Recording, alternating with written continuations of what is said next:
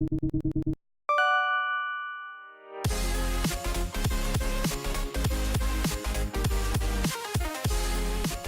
I'm SupahFly, and I want to go through my sleeper picks to help your Overwatch League fantasy team.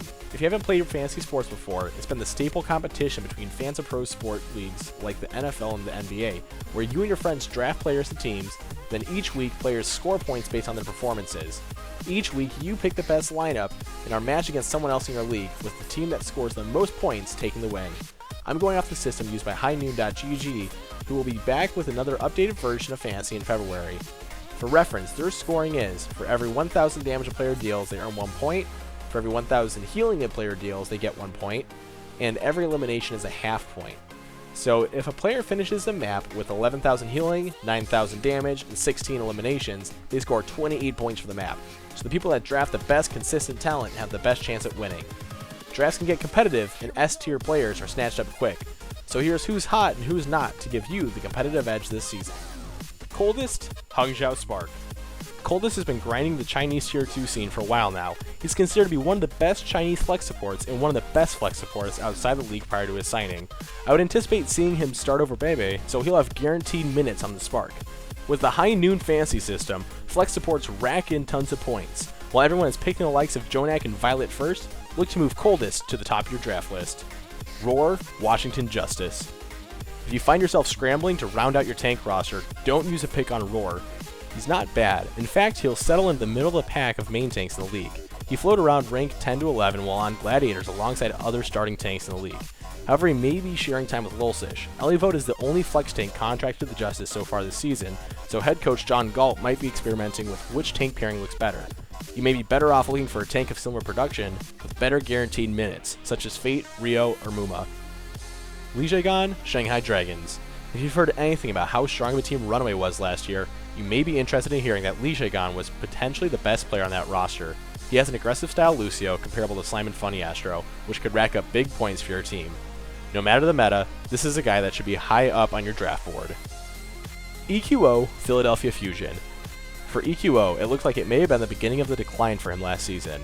Granted, we saw him play through metas that didn't fit his skill set, but he hasn't been anywhere close to where we saw in Season 1. This could be his comeback season though, so you may be able to pick him up off the waiver wire later in the season before anyone else if you keep an eye on him. Hawk, Atlanta Reign. There's a lot of good young talent in the flex tank position this year, so Krong and Hanbin get honorable mentions, but the spotlight needs to go to Hawk. The hype train for Atlanta is real, but don't get too distracted by the Edison-Erster DPS duo.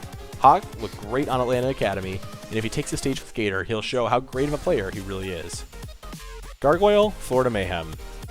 When talking about hype trains, don't let Florida's Stage 4 from last year fool you. There is still some unproven talent here, and this team may have trouble competing in this meta. There are good pickups on the Mayhem, especially Gangnam Jin, but Gargoyle isn't worth a draft pick if we've only really seen him perform well on Roadhog. Logix, Toronto Defiant. Logix has always been a solid player, but now we're seeing a team that appears to have been built around him. If he gets to play Widow, get ready to watch a hard carry. The duo with Surefour looks scary, but Logix is the true sleeper pickup here. Ding, Shanghai Dragons. I don't like putting Ding on this list since he's one of my favorite players, but I wouldn't expect to see him get too many minutes. He's part of a stacked DPS rotation and may not start in favor of Fleta and DM. I hope we see plenty of Ding this season, but I wouldn't bet on him bringing in many points for your fantasy team. OG, Los Angeles Gladiators. OG has always looked like a diamond in the rough with Dallas, and had multiple flashes of its true potential. This could be his true breakout year playing alongside Space in the Gladiators organization. OG was solid for fantasy last year as a rotation piece when your main guys were out, but now he could be one of your top contributors. Caio, Chengdu Hunters. Last year Caio was in the middle of the pack for flex supports and can consistently be a scoring presence on your team, but the competition is about to get a lot stiffer.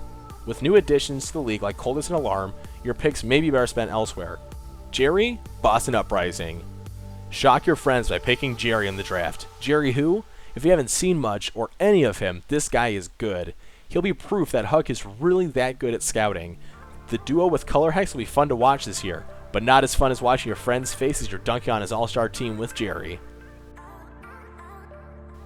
Do you like to gamble? Do you like the high-risk, high-reward options? If you've got a couple draft picks to spare, maybe it's time to take a chance with some of these players. Lastro, Los Angeles Valiant.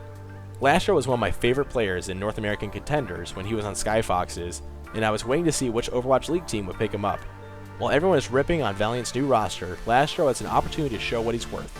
We don't know how good he is against top level talent, but I think you'll be surprised with how high his ceiling really is. Note, Dallas Fuel. Note stocks may have dropped after last season, but the Diva buffs and his reunion with Gamsu can't be overlooked. This is the best time for his resurgence, and you may be able to grab him late in the draft without consequence as everyone else is fighting over bigger names. Bird Ring, Los Angeles Gladiators.